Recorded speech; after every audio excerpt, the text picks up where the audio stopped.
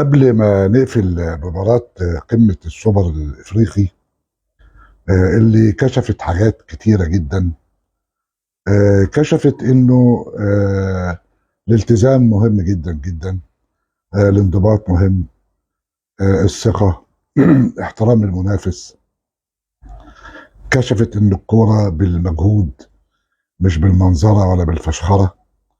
وكشفت إن المباريات بتحسم في الملعب مش قبلها، وإن اللي بيفرح عادة بيفرح بعد ما بتنتهي المباراة مش قبلها. ويمكن دي من العوامل اللي أثرت في شكل ومضمون ونتيجة المباراة.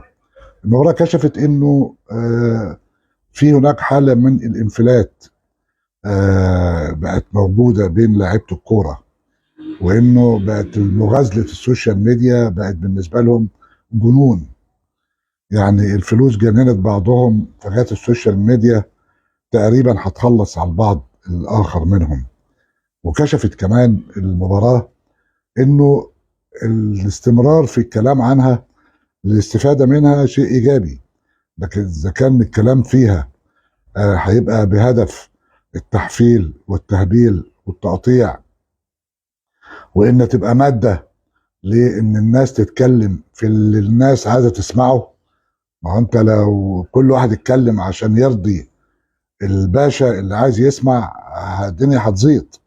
لكن لازم كل واحد يقول رأيه بالشكل اللي يكون مقنع بالنسبة له، على الأقل عشان يحترم نفسه. المباراة كشفت كمان إنه أسماء كبيرة جدا في الكرة المصرية النهاردة آه، بتهجص وبتدي شكل مش مطمئن للمستقبل هنا ولا هنا. أنا بتكلم بشكل عام، يعني في بقت حاجات مش موجودة وسيئة وسلبية جدا. بقت حتى الكلام والحوار حوالين السلوك الشخصي بقى يعني حاجه مش مش عايز اخش في تفاصيل.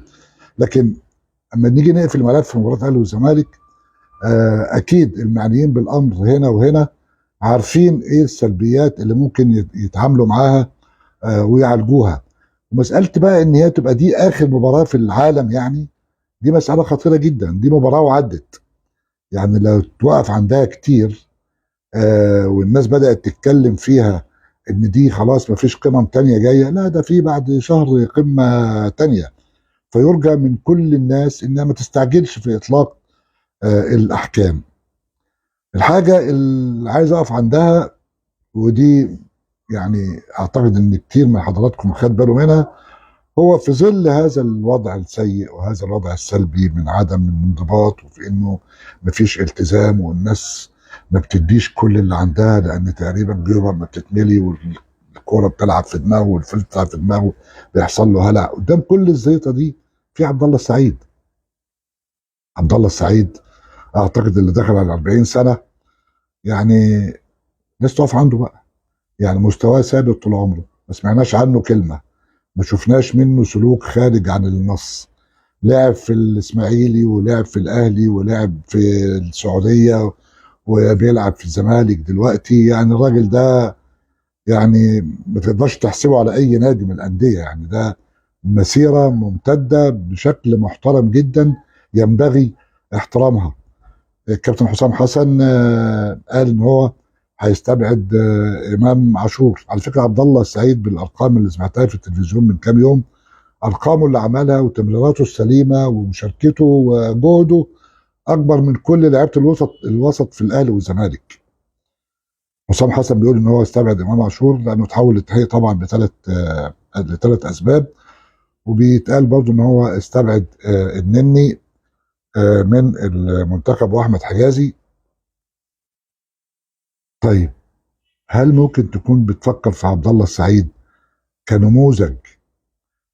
هتقول لي بقى والناس تقول لك السن والهبوط بالسن والكلام ده ماشي، كل يعني دي احنا مش رايحين نلعب في كاس العالم، احنا رايحين نلعب في تصفيات افريقيا. وعاده الاختيار بيتم للاحسن الناس الموجودين حاليا. انا ما برشحش عبد الله السعيد، لكن انا بقول عبد الله السعيد نموذج مهم جدا ومثالي جدا، قدوه ممكن كل لعيبه مصر تتعلم منه.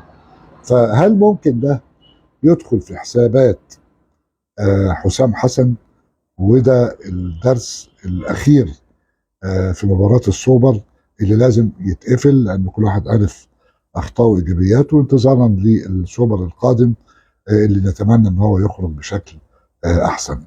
وشكرا لحضراتكم.